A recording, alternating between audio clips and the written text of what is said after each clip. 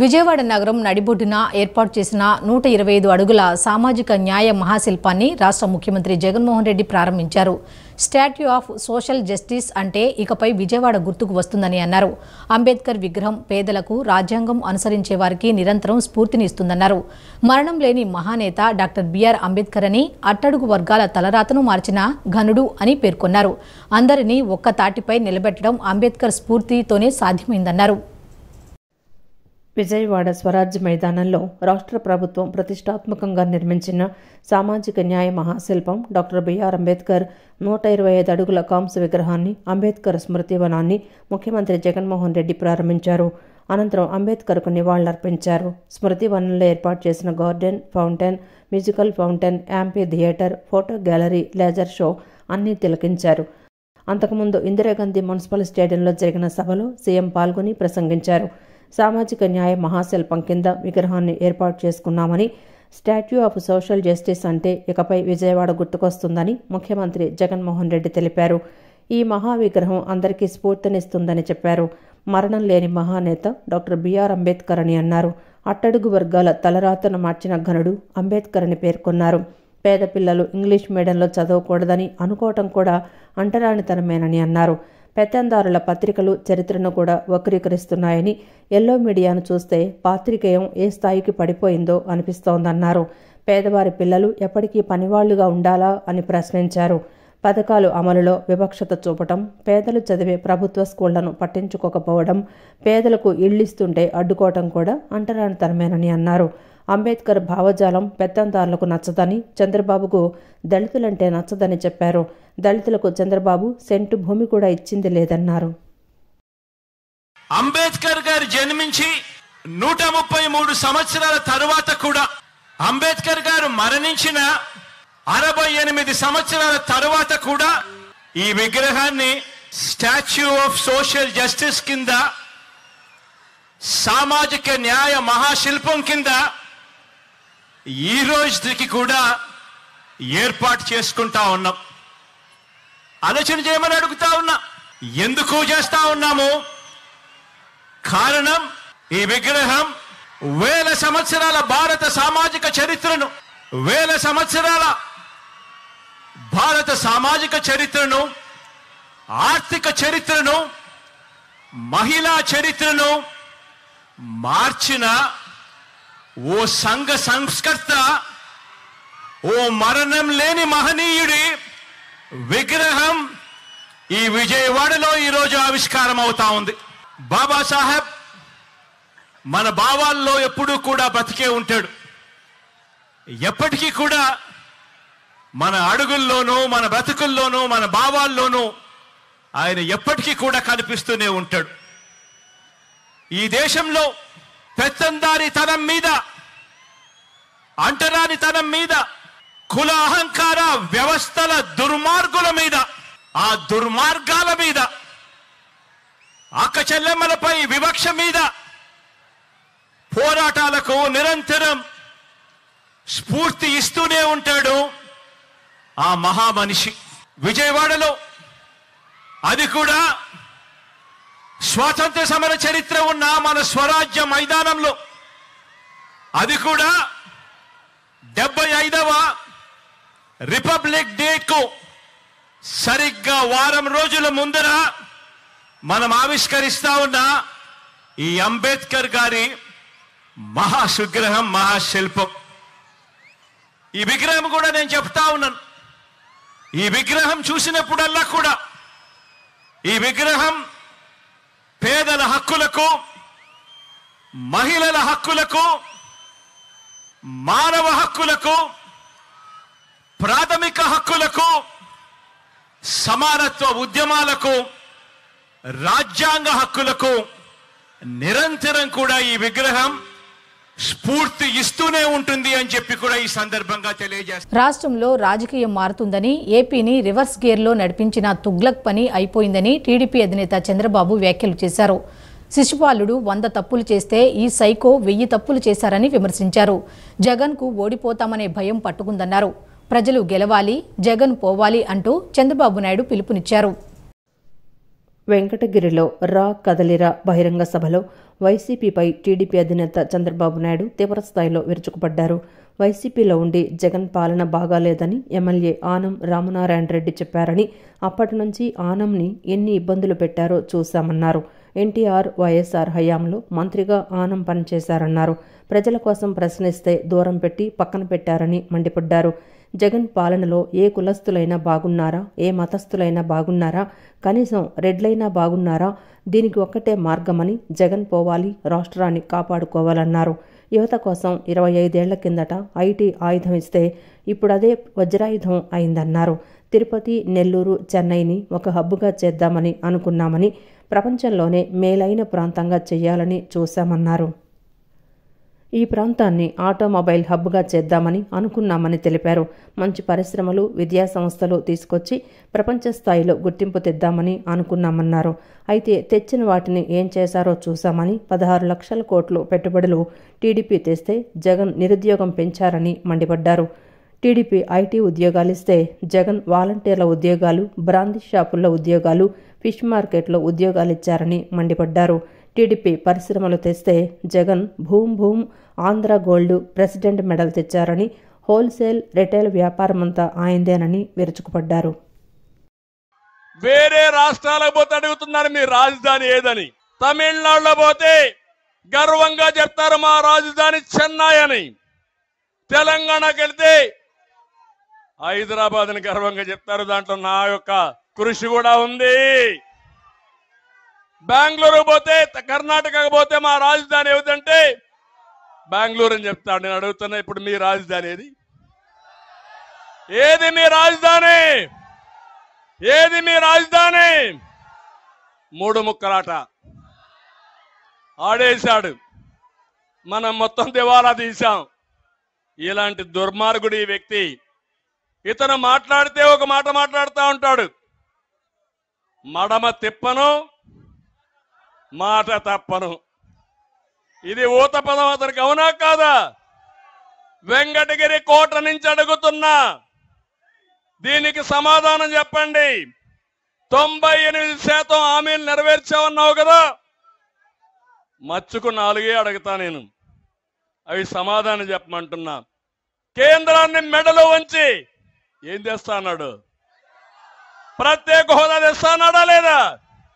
ఇది సంజీవని అని చెప్పాడా లేదా? ఇది వస్తే యువతకు ఉద్యోగాలు వస్తాయనా లేదా? 5 ఏళ్ళైంది. మెడలో ఉంచాడా? కాదు, మెడలో దించాడు. నిన్నే ప్రధానమంత్రి వచ్చాడు. నేను అడుగుతున్నా, అడిగాడా ప్రధానమంత్రిని ప్రత్యేక హోదా? ఇదే నా విశ్వసనీయత. మీరు ఒప్పుకుంటారా తమ్ముళ్ళు? నేను అడుగుతున్నా. ఇంకో పక్క మద్యపాన నిషేధం ఎంత కమ్మగా చెప్పాడు మా ఆడబిడ్డలకు ఆ రోజు. మద్యపాన నిషేధం చేసిన తర్వాతనే మీ ఓటు అడగతా. మద్యపాన నిషేధం చేయకపోతే మీరు ఓటు వేయిద్దని చెప్పాడా లేదా అని మిమ్మల్ని అడుగుతున్నా. ఈరోజు ఏం చేశాడు? సొంత బ్రాండ్లు పెట్టాడు, నాసిరకం బ్రాండ్లు పెట్టాడు, మన జీవితాలతో ఆడుకున్నాడు. 36,000 కోట్ల రూపాయలు మద్యాన్ని తాకట్టు పెట్టి 25 ఏళ్లకు అప్పు తీసుకొచ్చాడు. ఇది మాట తప్పడం అవునా కాదా? విశ్వసనీయత ఉందా ఈ వ్యక్తికి? ఓటు అడిగే హక్కు ఉందా ఈ వ్యక్తికి? టీడీపీ హయాంలోనే విజయవాడ నగరం అభివృద్ధి జరిగిందని ఎమ్మెల్యే గద్దె రామ్మోహన్ అన్నారు. విజయవాడ అభివృద్ధికి 100 కోట్లు కూడా చంద్రబాబు నాయుడు ఇవ్వలేదని కేసినేని నాని చేసిన వ్యాఖ్యల్లో వాస్తవం లేదన్నారు. సమర్థత, అసమర్థత అంటే అర్థం ఏమిటో కేసినేని నాని స్పష్టత ఇవ్వాలన్నారు. చంద్రబాబు ముఖ్యమంత్రిగా మంజూరు చేసిన నిధులు, చేసిన అభివృద్ధి గురించి కార్పొరేషన్లోని రికార్డులను చూస్తే స్పష్టంగా తెలుస్తాయని, కేసినేని నాని మాటలను నమ్మే పరిస్థితిలో ప్రజలు లేరన్నారు. బందర్ రోడ్డు అశోక్ నగర్లోని టీడీపీ తూర్పు నియోజకవర్గ కార్యాలయంలో ఎమ్మెల్యే గద్దె రామ్మోహన్ విలేకరుల సమావేశం నిర్వహించారు. సమావేశంలో ఆయన మాట్లాడుతూ, నగరంలోని పంట కాలువ, Mahanadu, tower road, currency Nagar రోడ్లతో పాటుగా రిటైనింగ్ వాల్ నిర్మాణం, కార్పొరేషన్ ఉద్యోగులకు 01(0) పద్ధతి ద్వారా జీతాలివ్వటం, ఇవన్నీ చంద్రబాబు నాయుడు హయాంలోనే జరిగాయని అన్నారు. 2014 ఎన్నికల్లో కేసినేని నాని టీడీపీలోకి వచ్చారని, ఎన్నికల్లో ఎంపీగా కేసినేని నాని, ఎమ్మెల్యేగా తాను గెలిచానని చెప్పారు. 2014 ఎన్నికల్లో 1,00,000 మెజారిటీతో ఎంపీగా గెలిచిన కేశినేని నాని 2019 ఎన్నికల్లో కేవలం 8,000 మెజారిటీతో గెలిచారని, ఆ ఎన్నికల్లో మెజార్టీ ఎందుకు తగ్గిందో చెప్పాలన్నారు. అవే ఎన్నికల్లో ఎమ్మెల్యేగా పోటీ చేసిన తనకు మెజార్టీ పెరిగిందని ఎమ్మెల్యే గద్దె రామ్మోహన్ అన్నారు. దీనిపై కేశినేని నాని స్పందించాలని కోరారు. తనకు 35 సంవత్సరాల రాజకీయ అనుభవం ఉందన్నారు.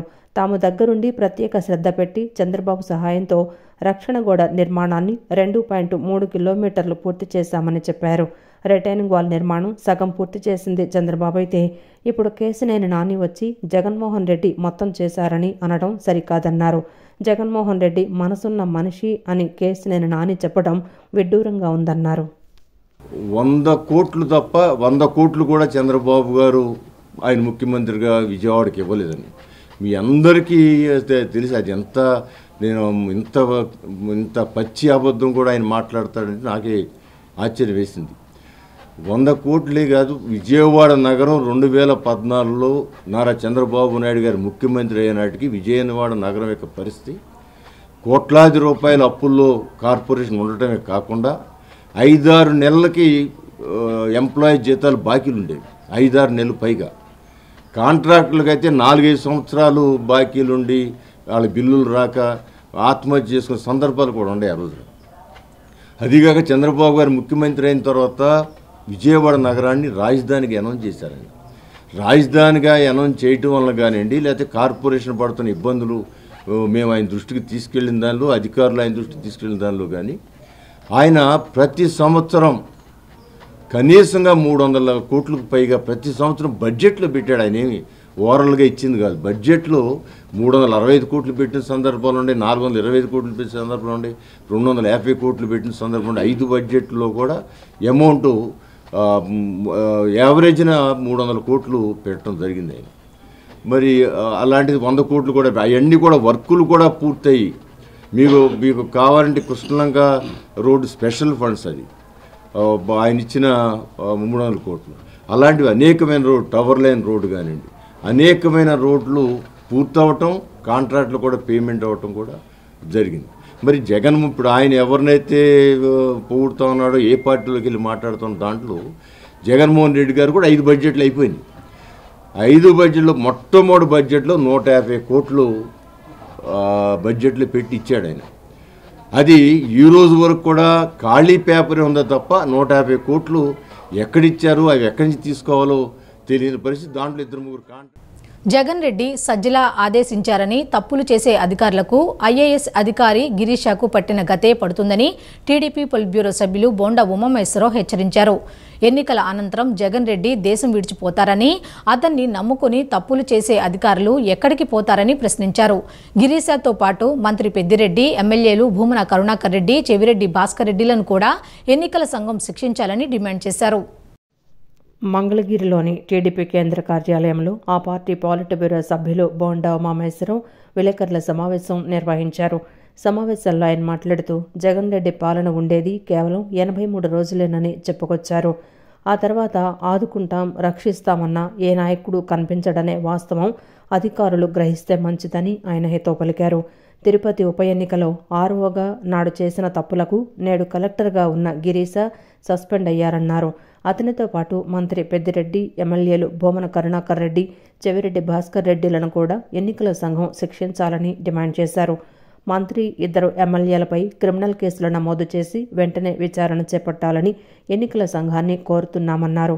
గిరీశాను సస్పెండ్ చేసినట్లే ప్రతాప్ రెడ్డి, రేష్వంత్ రెడ్డి, హరినారాయణ, పరమేశ్వర్ రెడ్డిలపై కఠిన చర్యలు తీసుకోవాలని ఎన్నికల సంఘానికి ఫిర్యాదు చేయబోతున్నట్లు తెలియజేశారు.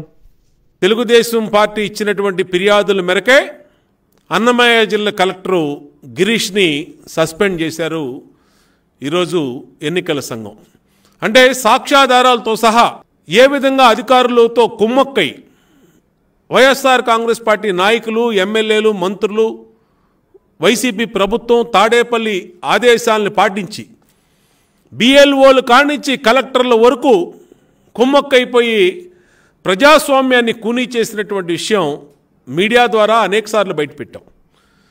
ప్రతి ఎన్నికల్లో, పంచాయతీ ఎన్నికల్లో అలా చేశారు, బై ఎలక్షన్స్లో అలా చేశారు, గ్రాడ్యుయేట్ ఎమ్మెల్సీ ఎలక్షన్స్లో అలా చేశారు, దుర్మార్గమైనటువంటి విధంగా ఎన్నికల్లో ప్రజాస్వామ్యాన్ని కూనీ చేసి దొంగ ఓట్లతో గెలిచినట్టుగా తిరుపతి ఎంపీని డిక్లేర్ చేసుకున్నారు.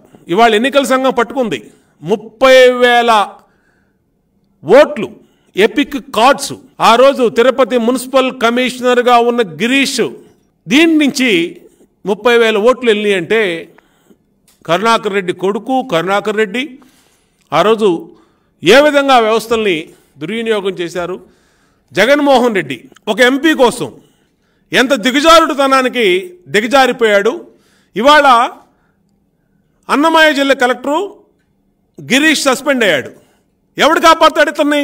ఎన్నికల కమిషనర్ సస్పెండ్ చేస్తే ఇంకా వాళ్ళకి అసలు పోస్టింగ్ ఇవ్వడానికి ముఖ్యమంత్రి కూడా అధికారం లేదు. ఎస్పీని చేసినా, డీజీపీని చేసినా, లేదంటే కలెక్టర్ని చేసినా, మరొక ఆర్డీఓని చేసినా, ఎంఆర్ఓని చేసినా మళ్ళీ ఎలక్షన్ కమిషనరే దాని మీద ఎంక్వైరీ చేసి మళ్ళీ వాళ్ళు పోస్టింగ్ ఇవ్వాలి. కాబట్టి ఐఏఎస్ అధికారులు ఒళ్ళు దగ్గర పెట్టుకోవాలి. ప్రభుత్వాలను దేహి అని అడగటం కాదు, ప్రజలు ప్రభుత్వానికే సాయం చేసే పరిస్థితి రావాలని, అదే జై భారత్ పార్టీ లక్ష్యమని ఆ పార్టీ అధ్యక్షులు వివి లక్ష్మీనారాయణ తెలిపారు. అప్పు, అవినీతి, విధ్వంసం, డ్రగ్స్, రౌడీయిజం లేని ఆంధ్రప్రదేశ్ కావాలన్నారు. ఆ దిశగా జై భారత్ పార్టీ కృషి చేస్తోందన్నారు. ప్రముఖ విద్యావేత్త డాక్టర్ లంకా కరుణాకర్ దాసు జై భారత్ నేషనల్ పార్టీలో చేరారు. నగరంలోని ఓ హోటల్లో జరిగిన కార్యక్రమంలో జై భారత్ నేషనల్ పార్టీ అధ్యక్షులు వివి లక్ష్మీనారాయణ సమక్షంలో లంకా కరుణాకర్ దాస్ పార్టీలో చేరారు. ఆ పార్టీ ఉపాధ్యక్షుడిగా డాక్టర్ లంకా కరుణాకర్ దాస్ను లక్ష్మీనారాయణ ప్రకటించారు. ఈ సందర్భంగా లక్ష్మీనారాయణ మాట్లాడుతూ ప్రభుత్వాలను దేహి అని అడగటం కాదు, ప్రజలు ప్రభుత్వానికే సాయం చేసే స్థితి రావాలన్నారు. అప్పు, అవినీతి, విధ్వంసం, డ్రగ్స్, రౌడీయిజం లేని ఆంధ్రప్రదేశ్ కావాలన్నారు. ఆ దిశగా పార్టీ పనిచేస్తుందని అన్నారు. ఆర్థిక బానిసత్వం నుంచి విముక్తి కోసం వచ్చిన పార్టీ జై భారత్ అని డాక్టర్ లంకా కరుణాకర్ దాస్ తెలిపారు. 676 మండలాలలో ఉపాధి కల్పన, మహిళల ఉన్నతి కార్యక్రమాలను చేపడతామన్నారు. అవినీతి రహిత సమాజం కోసం పాటుపడతామన్నారు. ప్రజలు కష్టాల్లో ఉన్నప్పుడు ఆ కష్టాలు నావి అని భావించి ఆయన వాళ్ళ కష్టాల్లో సహభాగమై వాళ్ళని సహాయం అందజేసే ఒక గొప్ప వ్యక్తి. కేవలం కష్టాల్లో ఉన్నప్పుడు కాదు, ప్రజలందరూ కూడా తీసుకునే స్థాయి నుంచి ఇచ్చే స్థాయికి వెళ్ళాలని ఆయన ఎంటర్‌ప్రెన్యూర్‌షిప్ అన్నది చాలా గొప్పగా తీసుకెళ్తారు. అంటే చిన్న పరిశ్రమలు, కుటీర పరిశ్రమలు ఏర్పాటు చేసి ప్రజలు సంపాదించే స్థాయికి వెళ్ళాలి, ప్రజలు ఉద్యోగాలు సృష్టించాలి అని ఆయన చాలా చోట్ల ఈ ప్రయోగాలు చేశారు. జై భారత్ నేషనల్ పార్టీ కూడా ఈ విధంగానే కోరుకుంటోంది. ప్రజలు ఆశించే స్థాయి నుంచి వాళ్ళు ఇచ్చే స్థాయికి వెళ్ళాలి, ఉద్యోగాలు ఇచ్చే స్థాయికి వెళ్ళాలన్న జై భారత్ నేషనల్ పార్టీ ఉద్దేశాలతో ఆయన ఉద్దేశాలు ఏకీభవించడం వల్ల ఈరోజు వారు ఈ పార్టీకి రావడం చాలా గొప్ప విషయం. వారి యొక్క విశిష్టమైన సేవలు కూడా గుర్తించి ఈరోజు ఆయన్ను జై భారత్ నేషనల్ పార్టీ ఉపాధ్యక్షులుగా, వైస్ ప్రెసిడెంట్గా కూడా వారిని నియమించడం జరిగింది. మరి ఈ జై భారత్ నేషనల్ పార్టీని పెట్టి ఉండగా నేను ఒక నిర్ణయం తీసుకున్నాను. నాకు ఇతరమైన ఆఫర్స్ కూడా వచ్చినప్పటికీ కూడా జై భారత్ పార్టీలో ఉండి ఈ పార్టీని ముందుకు తీసుకొని వెళ్ళి ఖచ్చితంగా ప్రభుత్వాన్ని శాసించే విధంగా మేము నిర్ణయం తీసుకోవాలన్న ఉద్దేశంతో అడుగు వేయడానికి మేము ముందుకు సాగుతా ఉన్నాం. ఈ రోజు నుండి గ్రామాలు తిరుగుతాం. 676 మండలాలలో ప్రతి చోట ఉన్నటువంటి గ్రామాలు సుమారు మోర్ దాన్ 25,000 గ్రామాలు ఉన్నాయి. ఆ గ్రామాలన్నింటిలో కూడా మేము తిరిగి ప్రతి చోట కూడా కొంతమందిని వాలంటీర్స్గా ఏర్పాటు చేసుకొని వాళ్ళకి పదవుల్లో ఏర్పాటు చేసి మా జై భారత్ పార్టీ తరఫున మేము ప్రతి ఒక్కరిని కూడా ఉత్తేజపరిచి వాళ్ళలో ఉన్నటువంటి ఆలోచనలకు, అనుమానాలకు ప్రతి ఒక్కదానికి కూడా మేము కరెక్ట్గా సమాధానం చెప్పి మేమేంటి, జై భారత్ పార్టీ సమాజం కొరకు ఏం చేయగలదు, ప్రతి ఒక్కరి కొరకు ఏ విధమైనటువంటి కృషి చేసి ముందుకు వస్తామో అనే దాని గురించి మేము ఒక నిర్ణయం తీసుకున్నాం. ఇంజనీర్లు దేశాభివృద్ధికి, సమాజ పురోగతికి ఎంతో అవసరమని రాష్ట్ర హోంమంత్రి తానేటి వనిత పేర్కొన్నారు. విద్యార్థుల్లో ఉన్న ప్రతిభను గుర్తించేందుకు కేఎల్ డీమ్డ్ యూనివర్సిటీ జాతీయ స్థాయిలో ప్రవేశ పరీక్షలు నిర్వహించడం హర్షణీయమని అన్నారు. ఉన్నత విద్య చదువుకోవాలనుకునే మెరిట్ విద్యార్థులను మరింతగా ప్రోత్సహించాలని మంత్రి కోరారు. విజయవాడ మ్యూజియం రోడ్డులోని కేఎల్ డీమ్డ్ యూనివర్సిటీ అడ్మినిస్ట్రేటివ్ కార్యాలయంలో విలేకరుల సమావేశం నిర్వహించారు. సమావేశంలో రాష్ట్ర హోంమంత్రి Taneti Vanita, university vice chancellor doctor J Parthasarathi Varma, university pro vice chancellor doctor AVS Prasad, doctor N Venkatram, admissions director doctor J Srinivasarao పాల్గొన్నారు. KL deemed university Vijayawada, Hyderabad క్యాంపస్లలో ఇంజనీరింగ్, డిగ్రీ, పీజీ కోర్సులలో ప్రవేశానికై జాతీయ స్థాయిలో నిర్వహించిన ప్రవేశ పరీక్షా ఫలితాలను హోంమంత్రి తానేటి వనిత విడుదల చేశారు. ప్రవేశ పరీక్షల్లో మంచి ఫలితాలు సాధించిన విద్యార్థులకు శుభాకాంక్షలు తెలియజేశారు. ఈ సందర్భంగా ఆమె మాట్లాడుతూ ఇంజనీర్లు దేశాభివృద్ధికి, సమాజ పురోగతికి ఎంతో అవసరమని అన్నారు. విద్యార్థుల్లో ఉన్న ప్రతిభను గుర్తించేందుకు కేఎల్ డీమ్డ్ యూనివర్సిటీ జాతీయ స్థాయిలో ప్రవేశ పరీక్షలు నిర్వహించడం హర్షణీయమని అన్నారు. ఉన్నత విద్య చదువుకోవాలనుకునే మెరిట్ విద్యార్థులను మరింతగా ప్రోత్సహించాలని మంత్రి కోరారు. చాలా ఎడ్యుకేషన్ అంతా కూడా బాగుంటుంది, ఇక్కడ మేనేజ్మెంట్ బాగుంటుంది, హాస్టల్ ఫెసిలిటీస్ కూడా బాగుంటాయని చెప్తూ ఉంటారు. మరి ఇంత చక్కటి యూనివర్సిటీలో ఈ రోజున పిల్లలందరికీ కూడా మరి ఎంట్రన్స్ ఎగ్జామ్స్ రాయడం, వాళ్ళు క్వాలిఫై అయిన తర్వాత వాళ్ళకి స్కాలర్షిప్ ఫెసిలిటీస్ కూడా ఇవ్వడం అనేది మరి ఏ యూనివర్సిటీలో కూడా నేను ఇది వినలేదు. ఈ కేఎల్ యూనివర్సిటీలో చక్కగా మరి ఫెసిలిటీస్ ఇస్తూ పిల్లల్ని చదువుకునే విధానంలో ఎంకరేజ్ చేయడం అంటే నిజంగా ఈ రోజున చదువు యొక్క విలువ తెలిసిన ప్రతి ఒక్కరూ కూడా పిల్లల్ని ఎంకరేజ్ చేసే విధానంలో ఈ స్కాలర్షిప్స్ ఇవ్వడం అనేది చాలా శుభ పరిణామం. మరి ఈ యూనివర్సిటీ ఇంకా ఎంతోమంది విద్యార్థులకి చక్కటి విద్యను అందించి ఇంకా డెవలప్ అవ్వాలని మనస్ఫూర్తిగా కోరుకుంటూ మరి ఈ రోజున ఈ రిజల్ట్ రివీల్ చేయడానికి నన్ను పిలిచినందుకు యాజమాన్యానికి ధన్యవాదాలు తెలియజేస్తూ అనంతరం ప్రో వైస్ ఛాన్సలర్ మాట్లాడుతూ మెరిట్ విద్యార్థులను ప్రోత్సహించి ఇంజనీరింగ్ విద్యలో ప్రవేశం కల్పించేందుకు కేఎల్ యూనివర్సిటీ జాతీయ స్థాయిలో 3 దశలుగా పరీక్షలను నిర్వహిస్తోందన్నారు. మొదటి దశలో నిర్వహించిన పరీక్షా ఫలితాలను ఈరోజు విడుదల చేయడం జరిగిందన్నారు. రెండవ దశ పరీక్షలను ఫిబ్రవరి 2 నుండి 5 వరకు నిర్వహించనున్నట్లు పేర్కొన్నారు. ఆసక్తి కలిగిన విద్యార్థులు ఈ అవకాశాన్ని సద్వినియోగం చేసుకోవాలని కోరారు. విద్యార్థులు తాము నిర్వహిస్తున్న ప్రవేశ పరీక్షల్లో పాల్గొని ఉత్తమమైన ర్యాంకులు పొందటం ద్వారా కేఎల్ యూనివర్సిటీలో స్కాలర్షిప్ ద్వారా చదివే అవకాశం పొందవచ్చని తెలిపారు. జాతీయ స్థాయిలో ఏటా నిర్వహిస్తున్న పరీక్షల్లో 1,00,000 మందికి పైగా హాజరవుతున్నారని తెలియజేశారు. ఎగ్జామినేషన్ అటెంప్ట్ చేసి ఈ ఎంట్రన్స్ ఎగ్జామినేషన్ రాయడం జరిగింది. సో ఆ ఎగ్జామినేషన్ రిజల్ట్స్ ఇవాళ మన మినిస్టర్ గారి ద్వారా రిలీజ్ చేయడం జరిగింది. సో వీటిలందరికీ కూడా మార్క్స్తో పాటు ర్యాంక్స్ కూడా వస్తాయి. సో వీటిలో పెర్ఫామ్ చేసిన వాళ్ళందరూ కూడా మళ్ళీ సెకండ్ ఛాన్స్గా వాళ్ళకి బెటర్మెంట్గా కూడా కండక్ట్ చేయడం జరుగుతుంది. కేఎల్ ఫేజ్ 2 అనేది జరుగుతుంది. సో ఇక్కడ వచ్చిన మార్క్స్ని బేస్ చేసి అలాగే వాళ్ళు ఇంప్రూవ్ చేసుకోవాలనుకుంటే KLEE సెకండ్ ఫేజ్ అనేది ఎగ్జామినేషన్ కూడా అటెండ్ అవ్వచ్చు. సో ఇవాళ ఈ స్టూడెంట్స్ అందరూ కూడా మా మీద నమ్మకం ఉంచి ఇండియా వైడ్ 1 lakh పీపుల్ రాయడం, అంతేకాకుండా KL university almost 44 years of జర్నీలో ఆల్మోస్ట్ 60,000 పీపుల్ని ఇవాళ బెస్ట్ కెరియర్లో ప్లేస్ చేయడం జరిగింది. అంబేద్కర్ విగ్రహాలు ప్రారంభించడం కాదు, రాజ్యాంగ సూత్రాలు సక్రమంగా అమలు చేయాలని ముఖ్యమంత్రి వైఎస్ జగన్కు సిఐటియు రాష్ట్ర ఉపాధ్యక్షులు ఉమామహేశ్వరరావు సూచించారు. అంగన్వాడీలు గత 39 రోజులుగా సమ్మెలోకి వెళ్లి ఉద్యమం చేస్తున్నా వారి సమస్యలు పరిష్కరించకపోవడం దుర్మార్గమని మండిపడ్డారు. అంగన్వాడీలు గొంతెమ్మ కోరికలు కోరడం లేదని, కనీస వేతనం అమలు చేయాలని మాత్రమే అడుగుతున్నారని చెప్పుకొచ్చారు. సమస్యల పరిష్కారం కోరుతూ అంగన్వాడీలు చేపట్టిన సమ్మె 39వ రోజుకు చేరుకుంది. సమ్మెలో భాగంగా విజయవాడ ధర్నా చౌక్లో చేపడుతున్న నిరవధిక నిరాహార దీక్ష 3వ రోజుకు చేరింది. ఈ దీక్షలకు కార్మిక ప్రజా సంఘాలు తమ సంఘీభావాన్ని తెలియజేశాయి. ఈ సందర్భంగా సిఐటియు ఉపాధ్యక్షులు ఉమామహేశ్వరరావు, ఏఐటియుసి రాష్ట్ర కార్యదర్శి ఓబులేష్ మాట్లాడుతూ విగ్రహాల ఆవిష్కరణలతో మహనీయుల ఆశయాలు నెరవేరవని, వాటిని అమలు చేసినప్పుడే వారి ఆశయాలు ముందుకు తీసుకువెళ్లినట్లు అవుతుందని చెప్పారు. అంబేద్కర్ విగ్రహావిష్కరణ సందర్భంగా ఆయన అంగన్వాడీల డిమాండ్ పరిష్కారం చేయాలని కోరారు. శ్రామిక మహిళల గురించి, మహిళల అసమానత గురించి అంబేద్కర్ చెప్పిన విషయాలను గుర్తు చేశారు. సమాన పనికి సమాన వేతనం ఇవ్వాలని, సామాజిక సంక్షేమ పథకాల అమలు చేయాలని కోర్టు తీర్పులు చెప్పిన విషయాన్ని గమనించాలన్నారు. రాజ్యాంగం ప్రకారం కనీస హక్కుల కోసం పోరాడుతున్న వారిపై అణచివేత చేయటం తగదని చెప్పారు. అంగన్వాడీలో ఉన్నటువంటి వాళ్ళు అత్యధికులు ఎస్సీలు, ఎస్టీలు, బీసీలు, మైనారిటీలు, కడు పేదవాళ్ళు కాబట్టే ఆయాలు 7,000 రూపాయలకి నెలకు పనిచేస్తున్నారు. కడు పేదవాళ్ళు కాబట్టే వర్కర్లుగా ఉన్నటువంటి వాళ్ళు ఈరోజు టీచర్లుగా ఉన్నవాళ్ళు వాళ్ళు 11,500 పనిచేస్తున్నారు. అంటే నెలకి వాళ్ళకి కనీసంగా వచ్చేటటువంటిది ఎంత అనేది కొద్దిగా మీరు క్యాలిక్యులేట్ చేసుకుంటే వాళ్ళు కనీసమైనటువంటి పద్ధతిలో బతకడానికి అవకాశం ఉందా? వాళ్ళు ఆ విషయాన్ని అడుగుతున్నారు. డాక్టర్ బిఆర్ అంబేద్కర్ ఏ ఆశయం కోసం అయితే పేదవాళ్ళకి రాజకీయ అధికారం కావాలన్నాడు. ఆయన రాజకీయ అధికారం కాదు, కనీసం ఆర్థికమైనటువంటి అధికారం కూడా, ఆర్థికమైన స్వాతంత్రం కూడా ఇచ్చేటటువంటి పరిస్థితి మీ స్థాయిలో లేకపోతే ఎట్లా అండి?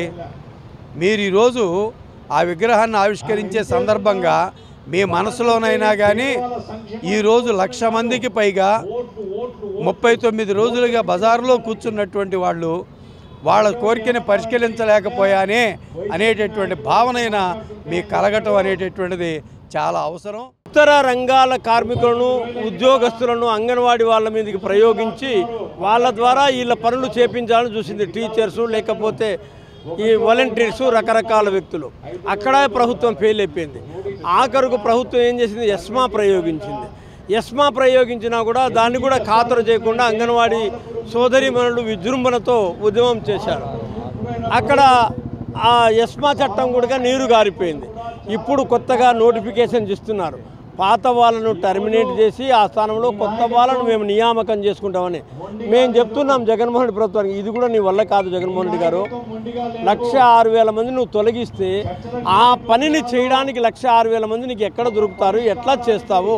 తొలగించేది ఎట్లా న్యాయసమ్మతమవుతుంది? నువ్వు అంబేద్కర్కి ఇవాళ ఏదో చేస్తున్నావు. మరి అంబేద్కర్ రచించిన రాజ్యాంగ సూత్రాలకు అది విరుద్ధం కదా. సీఎం జగన్పై తెలుగుదేశం పొలిట్ బ్యూరో సభ్యులు బోండా ఉమామహేశ్వరరావు తీవ్ర స్థాయిలో ధ్వజమెత్తారు. కోడికత్తి డ్రామాతో అధికారంలోకి వచ్చిన జగన్ ఆ కేసులో నిందితుడిగా పేర్కొన్న శ్రీనుకు బెయిల్ రాకుండా అడ్డుకుంటున్నారని మండిపడ్డారు. జగన్ పైశాచికత్వం వల్ల చేయని తప్పుకు శ్రీను 5 ఏళ్లుగా రిమాండ్ ఖైదీగా జైల్లో మగ్గుతున్నాడని దుయ్యబట్టారు. ప్రతిపక్ష నేతగా ఉన్నప్పుడు జగన్పై కోడికత్తితో దాడి చేసి గాయపరిచిన కేసులో రిమాండ్ ఖైదీగా 5 ఏళ్లుగా జైలుకే పరిమితమైన జనపల్లి శ్రీనివాస్కు న్యాయం చేయాలని కోరుతూ టీడీపీ ఎస్ఎస్ఎల్ ఆధ్వర్యంలో విజయవాడ సెంట్రల్ నియోజకవర్గం పార్టీ కార్యాలయంలో నిరసన దీక్ష చేపట్టారు.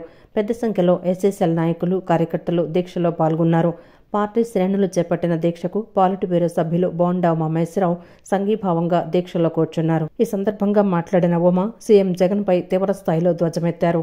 ప్రశాంత్ కిషోర్ సలహాలతో కోడికత్తి డ్రామాతో అధికారంలోకి వచ్చిన జగన్ ఆ కేసుకు సంబంధించి వాంగ్మూలం ఇచ్చేందుకు కోర్టుకు ఎందుకు రావడం లేదని ప్రశ్నించారు.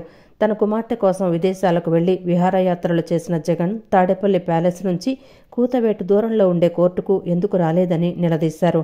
జగన్ పైశాచిక ఆనందం కోసం చెయ్యని తప్పుకు 5 ఏళ్లుగా ఓ దళిత యువకుడు జైల్లో మగ్గుతున్నాడని ఉమా ఆగ్రహం వ్యక్తం చేశారు. భారతదేశంలో భారత పౌరుడి ఫండమెంటల్ రైట్ అయినటువంటి బెయిల్ను కూడా రాకుండా చేసినటువంటి సంఘటన భారతదేశ చరిత్రలో ఎప్పుడు లేదు. భారతదేశంలో ప్రధానమంత్రులు హత్యకు గురయ్యారు, అనేక మంది హత్యకు గురయ్యారు, మంత్రులు, ముఖ్యమంత్రులు హత్యకు గురయ్యారు. హత్యాయత్నాలు అయితే 307లు అటెంప్ట్ టు మర్డర్ కేసులు ఎన్నో జరిగినాయి. కానీ all time record Jaganmohan Reddy ఒక దళిత యువకుడు శ్రీనివాస్ని, తనకి ఎవరూ లేరని, తనకి కులం లేదని, అదే నువ్వు ఒక రెడ్ల కుర్రోడిని ఈ విధంగా వదిలేస్తావా జగన్మోహన్ రెడ్డి? నిన్ను మీ వర్గం వదిలేదా? ఎగిరెగిరి తన్నేది నిన్ను తాడేపల్లి వచ్చి, ఎగిరెగిరి తన్నేది. ఇవాళ అడిగేవాళ్ళు లేడని అమాయక దళిత ఎస్సీ కుర్రోడిని 5 సంవత్సరాల నుంచి జైల్లో మగ్గ పెడతా ఉన్నావు. ఏంటి సీక్రెట్? ఎందుకు మగ్గ పెడుతున్నావు? నువ్వు విజయవాడలో కోర్టు ఎంక్వైరీ జరుగుతున్నప్పుడు ఒక్క వాయిదాకి లండన్ వెళ్ళావే నీ కూతురు దగ్గరికి? లండన్ వెళ్ళి విహారయాత్రలు చేసొచ్చావే నెలల్లో? యూరోప్ అంతా తిరిగి వచ్చావే, దావోస్ అంతా తిరిగి వచ్చావే, అమెరికా వెళ్ళావే. కిలోమీటర్ పరిధిలో ఉన్న తాడేపల్లి నుంచి కిలోమీటర్ పరిధిలో ఉన్న కోర్టుకి వెళ్ళటానికి నీకు టైం దొరకలేదా? నువ్వు కోర్టుకు వెళ్ళి ఒక్కసారి అటెండ్ అయితే కోడికత్తి కేసు సీనుకి బెయిల్ వచ్చేది. ఇవాళ న్యాయస్థానాలు కూడా ఆలోచించాలి. ఏంటి వ్యక్తి ఫండమెంటల్ రైట్ని నాశనం చేస్తున్నటువంటి వ్యవస్థ మీద న్యాయ కోవితులు కూడా ఆలోచన చేయాలి. అయోధ్యలో రామమందిరం ప్రారంభోత్సవాన్ని పురస్కరించుకొని పటమట కోనేరువారి రామాలయం నుంచి ఆలయ కమిటీ సభ్యులు భక్తులు స్వామివారి అక్షింతలతో ఊరేగింపు నిర్వహించారు. రాముడు జన్మించిన అయోధ్యలో 500 సంవత్సరాల తరువాత రామమందిర నిర్మాణం చేసి ప్రారంభించుకోవటం హిందువులందరికీ పండుగ లాంటిదని భక్తులు తెలిపారు. ఈ పండుగను అందరూ ఘనంగా జరుపుకోవాలన్నారు. అయోధ్యలో రామమందిరం ప్రారంభోత్సవాన్ని పురస్కరించుకొని పటమట కోనేరువారి రామాలయం నుంచి ఆలయ కమిటీ సభ్యులు భక్తులు స్వామివారి అక్షింతలతో ఊరేగింపు నిర్వహించారు. ఈ ఊరేగింపు కార్యక్రమంలో మాజీ ఎమ్మెల్యే యలమంచిల రవి భక్తులు అధిక సంఖ్యలో పాల్గొన్నారు. ఈ సందర్భంగా భక్తులు మాట్లాడుతూ ఈ నెల 22న అయోధ్యలో రాముడి విగ్రహ ప్రాణప్రతిష్ఠ సందర్భంగా రామభక్తులు అయోధ్య నుంచి వచ్చిన అక్షింతలతో ఊరేగింపుగా ఇంటింటికి పంచుతున్నామన్నారు. 500 సంవత్సరాల తర్వాత రాముడు పుట్టిన ప్రదేశంలో దేవాలయ నిర్మాణం సాధ్యమైందన్నారు. 500 సంవత్సరాలలో 76 యుద్ధాలు జరిగాయని, 3 లక్షల మంది హిందువులు అమరులయ్యారని, 150 సంవత్సరాలు న్యాయస్థానాల్లో పోరాటం అనంతరం విజయం సిద్ధించిందన్నారు. ఇది ప్రతి సంవత్సరం వచ్చే పండుగ కాదని హిందువులందరూ ఈ పండుగ జరుపుకోవాలన్నారు. టీవీల్లో ప్రాణప్రతిష్ఠ కార్యక్రమాన్ని చూసి ప్రతిష్ఠ అవగానే అక్షింతలు తలపై చల్లుకోవాలన్నారు. గుడికి వెళ్లి ప్రత్యేక పూజలు చేసి హనుమాన్ చాలీసా, రామరక్షణ స్తోత్రం, రామాయణం, సుందరాకాండ పఠించాలని తెలిపారు. సాయంత్రం ఇంటి ప్రధాన గుమ్మం వద్ద 2, పూజా మందిరంలో 2, తులసి కోట వద్ద 1 దీపం పెట్టాలన్నారు. రామలల విగ్రహ ప్రాణప్రతిష్ఠ సందర్భంగా రామభక్తులంతా కూడా ఊరేగింపుగా ఒక రామ దీపావళిగా దీన్ని సెలబ్రేట్ చేస్తూ అయోధ్య నుంచి ప్రత్యేక పూజ ద్వారా వచ్చిన అక్షంతలు ఇంటింటికి పంచిపెట్టి 22వ తారీఖున ఏమేం చేయాలి అనే విషయం కూడా అందరికీ బోధపడేట్టుగా అర్థమయ్యేట్టుగా చెప్తున్నాము. మనందరికీ తెలిసిందే 500 సంవత్సరాల తర్వాత మనకి ఈ రామ జన్మభూమిలో ఆయన పుట్టిన ప్రదేశంలో దేవాలయం నిర్మించుకోవడం అనేది సాధ్యపడింది. గత 500 సంవత్సరాల్లో 76 యుద్ధాలు జరిగాయి. 3 లక్షల పైచిలకు హిందువులు అమరవీరులు అయిపోయారు. అలాగే 150 సంవత్సరాలు లీగల్గా కోర్టుల్లో కూడా పోరాటం చేసిన తర్వాత విజయం సిద్ధించింది. కాబట్టి ఇది ప్రతి సంవత్సరం వచ్చేది కాదు, 500 సంవత్సరాల తర్వాత ఒకసారి వచ్చింది. కాబట్టి ఘనంగా ప్రపంచ హిందువులంతా కూడా వేడుకగా జరుపుకోవాలి. ప్రపంచంలో 140 కోట్ల మంది హిందువులు ఉన్నారు. ప్రతి హిందువు ప్రతి కుటుంబంలో కూడా ఉదయం పూట ప్రాణప్రతిష్ఠ టీవీలో చూసి ఎలా అయితే వినాయక చవితి అక్షంతలు శిరస్సు మీద ధరిస్తామో ఆ ప్రాణప్రతిష్ఠ అవగానే అక్షంతలు శిరస్సు మీద ధరించాలి.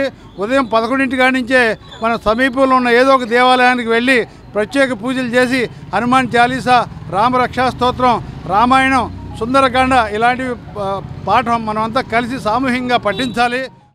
కొండపల్లిలో ప్రసిద్ధిగాంచిన హజరత్ సయ్యద్ షాబుకారి దర్గాలో 427వ ఉరుసు మహోత్సవాలను ఘనంగా నిర్వహించేందుకు ఏర్పాట్లు వేగంగా జరుగుతున్నాయని మత గురువు అల్తాఫ్ రాజా తెలిపారు. ఉరుసు మహోత్సవాలలో భాగంగా ఈ నెల 21న గంధ మహోత్సవ ఊరేగింపు ఉంటుందని చెప్పారు. చిత్ర వేషధారణలు, మిరుమిట్లు గొలిపే విద్యుత్ దీపాలంకరణతో గంధ మహోత్సవం అంగరంగ వైభవంగా నిర్వహించనున్నట్లు తెలిపారు. కొండపల్లిలో ప్రసిద్ధిగాంచిన హజరత్ సయ్యద్ షాబుకారి దర్గాలో 427వ ఉరుసు మహోత్సవాలను ఘనంగా నిర్వహించేందుకు ఏర్పాట్లు వేగంగా జరుగుతున్నాయి. ఉరుసు మహోత్సవానికి సంబంధించిన వివరాలను ముస్లిం మత గురువు అల్తాఫ్ రాజా విలేకరుల సమావేశంలో వెల్లడించారు.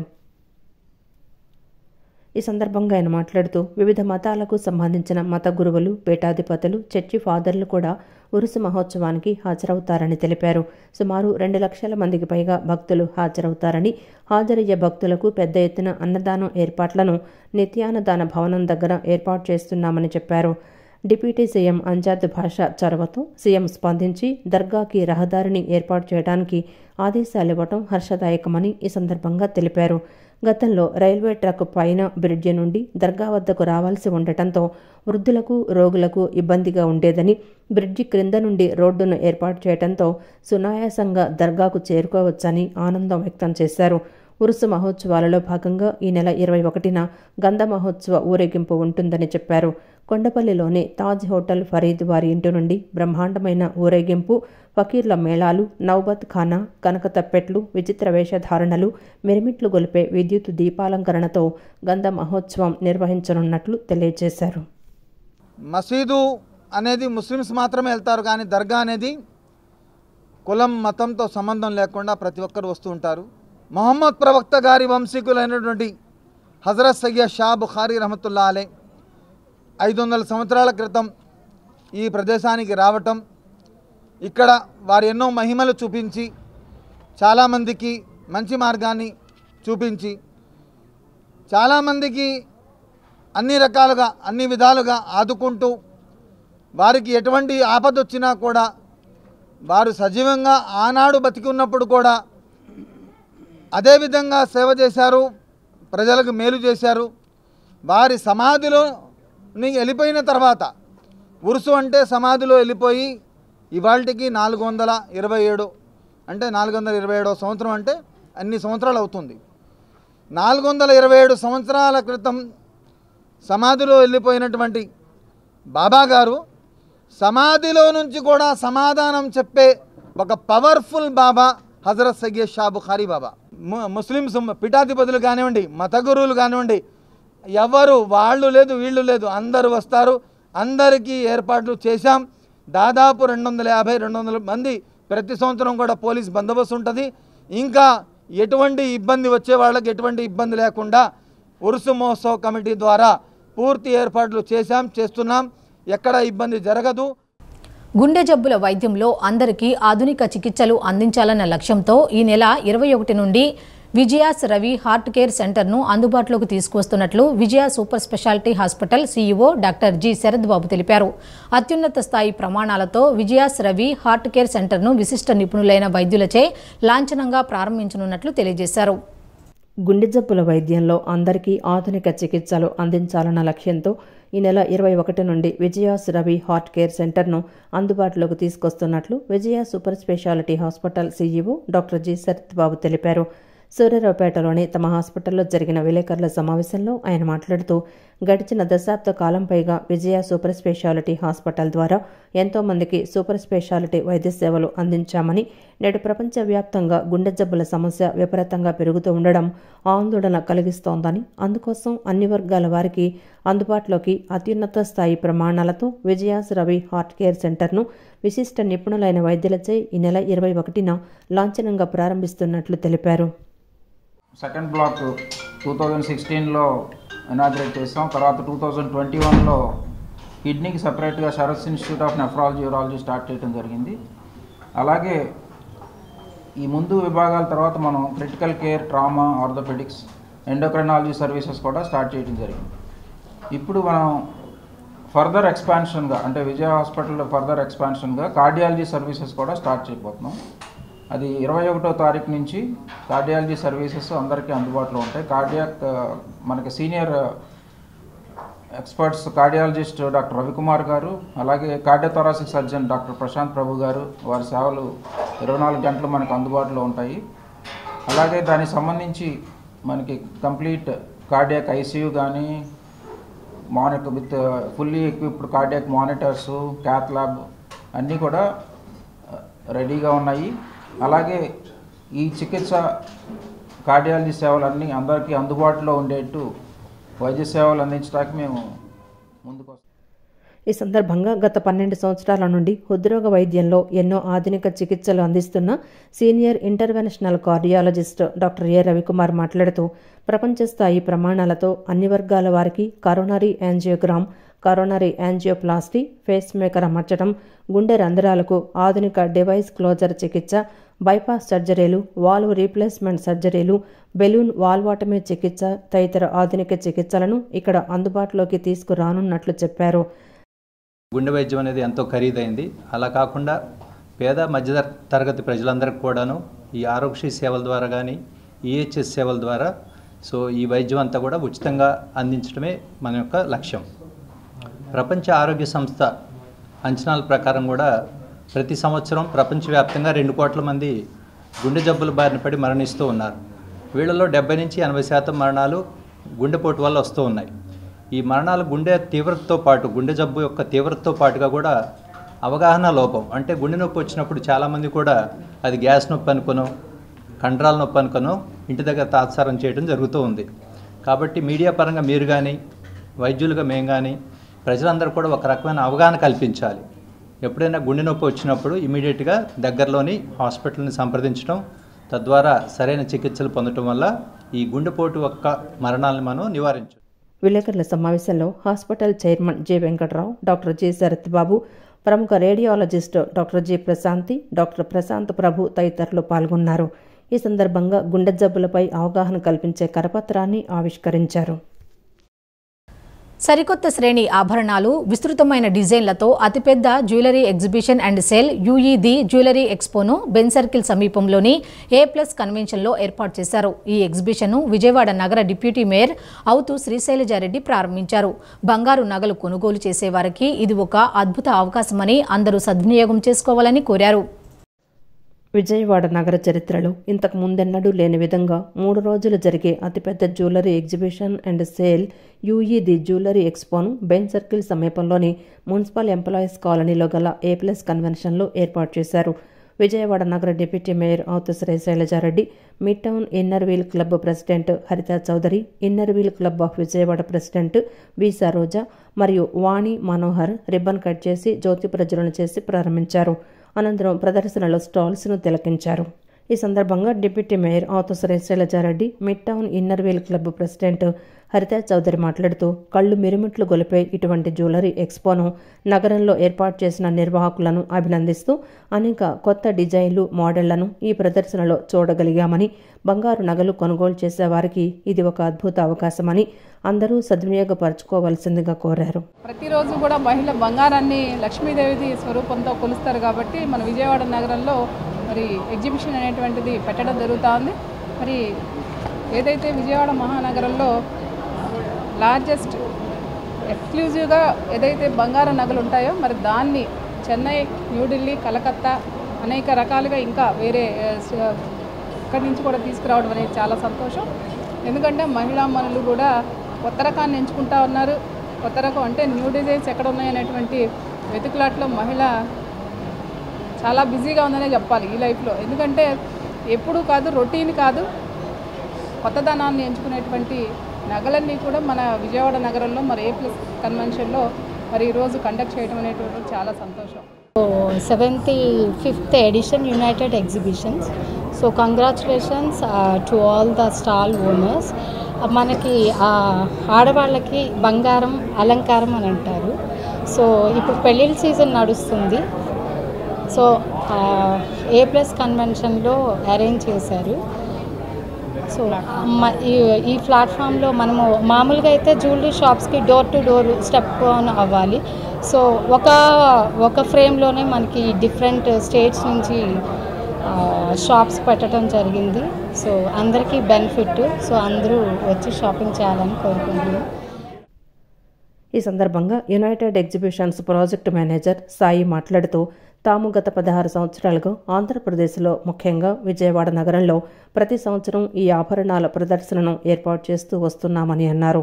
ఈ ఎగ్జిబిషన్ 20,000 చదరపు అడుగుల విస్తీర్ణంలో 100కు పైగా జ్యువెలరీ బూతులను ఏర్పాటు చేసినట్లు తెలిపారు. బంగారు గాజులు, ఉంగరాలు, necklace, ear rings, pendants, bridal collections, men collections, chains మరియు ఇతర ఆభరణాలను కొనుగోలు చేయటకు ఈ ప్రదర్శన ఒక అద్భుత అవకాశమని తెలిపారు. దేశం నలుమూల నుంచి విచ్చేసిన బంగారు, వజ్ర నగల వ్యాపారులందరూ కూడా వారి యొక్క ప్రత్యేకమైన కలెక్షన్స్తో రానున్న పండుగలు, పెళ్లిళ్ళ సీజన్కి వస్తామని మీకోసం స్పెషల్గా ఇక్కడికి వచ్చి డిస్ప్లే చేశారు. జనరల్గా మీరు ఏదైనా జ్యువెలరీ షాప్కి వెళ్తే అక్కడ ఉన్న కలెక్షన్స్ మాత్రమే చూడాల్సి వస్తుంది. కానీ ఆ అవసరమే లేకుండా ఇప్పుడు దేశం నలుమూల నుంచి ఉన్న కలెక్షన్స్ మీ అందరికీ ఒకే చోట చూపించడం కోసం అని చెప్పి మా యుఈ జ్యువెలరీ ఎక్స్పో ఢిల్లీ, కలకటా, జైపూర్, బెంగళూరు, చెన్నై, కోయంబత్తూర్, హైదరాబాద్ మరియు వివిధ నగరాల నుంచి విచ్చేసిన ప్రముఖ వ్యాపారులందరినీ, ప్రముఖ బ్రాండ్స్ అందరినీ కూడా ఒక చోట చేర్చి మీకోసం ఈ ఎగ్జిబిషన్ నిర్వహించడం జరుగుతుంది.